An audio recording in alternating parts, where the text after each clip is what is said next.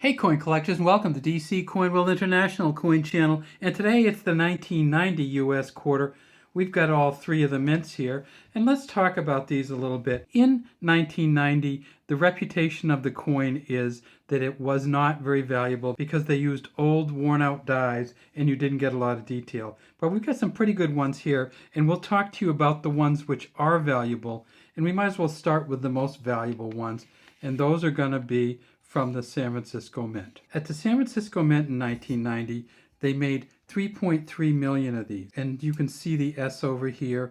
You can see the Liberty at the top, In God We Trust. And this is a really nice deep cameo version. It may be a proof 69 or a proof 70. Well, let's take a look at the edge first. We can see that it is just a really fine edge, 118 reeds going around the outside.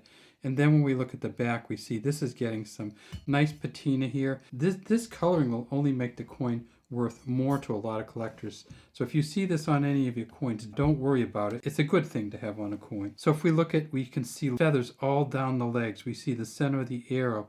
We see these tail feathers here. We see up in the head, we see the little bit of feathers coming off the back of the head. We don't see the greatest beak line in the world, so this probably is not going to be a proof 70. But the trick is, if it was a proof 70, it still would not be too valuable. For the 1990 San Francisco Mint, PCGS says proof 69 deep cameo and proof 70 deep cameo appear to be the norm. So the normal coin looks like this or a little bit better. And what happens with that is you have 988 proof 70 deep cameos. The best coin from San Francisco that doesn't have any error on it is worth about $26. So you can get a proof 70 deep cameo from San Francisco for 1990 for about $26.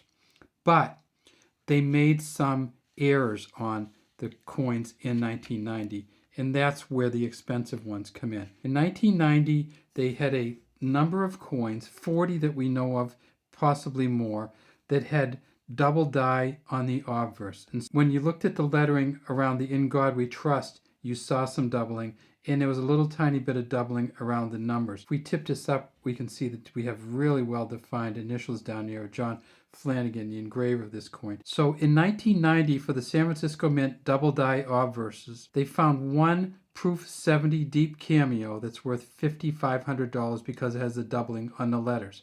They've also found 18 proof 69 deep cameos with a doubling, and those are worth $1,500 each. So of the 1.5 billion coins they made in 1990, only 40 of those that we know so far are worth over $1,000.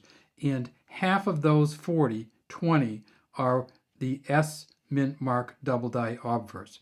What about the other ones? It turns out that there are some Mint State 68s from the Denver Mint. The Denver Mint in 1990, they made 928 million of these coins. They found a Mint State 68 so far that's worth $2,000. At the Philadelphia Mint in 1990, they made 614 million. They found 15 so far at a Mint State 67, and those are worth $1,500. So there are some coins out there between the Philadelphia Mint and the Denver Mint. There are 20 coins that are worth over $1,000. You're going to have to get them up to a Mint State 67 minimum, and if you can get up to a Mint State 68, you might be able to get over $2,000 for one of the coins. But if you're really looking for them, the ones you want are going to be the double die obverse from 1990 from the San Francisco Mint. All right, that's all we have today from DC Coin World International Coin Channel. We'd love to have you subscribe to the channel and leave any comments you have in the comments section.